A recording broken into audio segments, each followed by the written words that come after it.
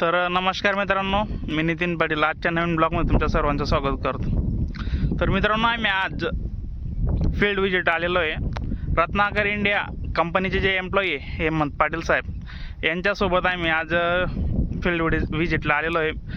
तुम्ही आता नमस्कार शेतकरी मित्रांनो, आज आपण आडची या गावात कालूसिंग ठाकरे यांच्या शेतात आलेलो आहोत। यांनी 5 एकर क्षेत्रात गौरी हे मिरचीचं वाण लावलेलं आहे। या मिरची या पिकाला लागवडीपासून तर आज हा प्लॉट आता 1 महिना आणि 10 दिवसाचा झालेला आहे।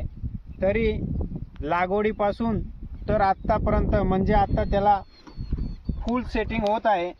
तर आपल्या कंपनीची रत्नाकर इंडिया लिमिटेड अहमदाबाद म्हणजे गुजरातची कंपनी आहे, यांचं स्टेटमेंट हे चाललेलं आहे।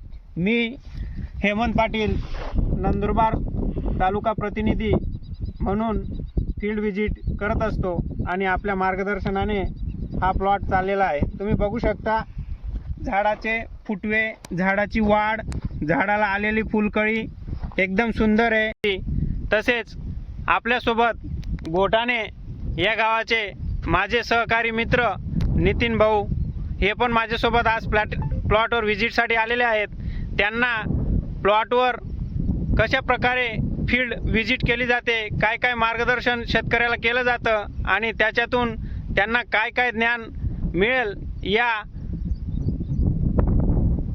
माहितीसाठी ते आज आपल्यासोबत आलेले आहेत। तरी आजचा ब्लॉग बनवण्याचा उद्देश म्हणजे शेतकऱ्यांना कळलं पाहिजे की आपली पुढची वाटचाल ही काय राहणार आहे आणि पुढचं फ्युचर प्लॅनिंग आपल्याला या क्षेत्रात करायचं आहे, याच्यासाठी ही सर्व धावपळ चाललेली आहे। तर बघा, आज आपण या प्लॉटचं सर्व झाडाची ग्रोथ, आतापर्यंत केलेल्या ट्रीटमेंट सर्व या ब्लॉगमध्ये बघणार आहोत।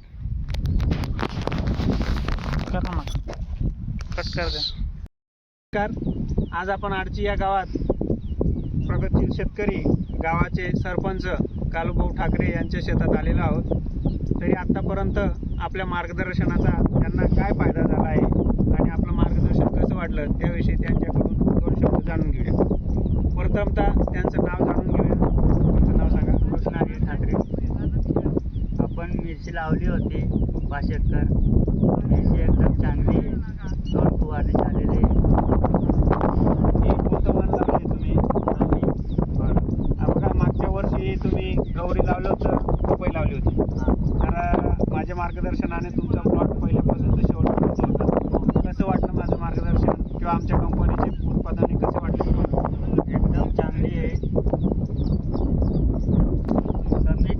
कमी खर्चात येणारी कंपनी उत्पन्न, कमी खर्चात उत्पन्न चांगलं येतं।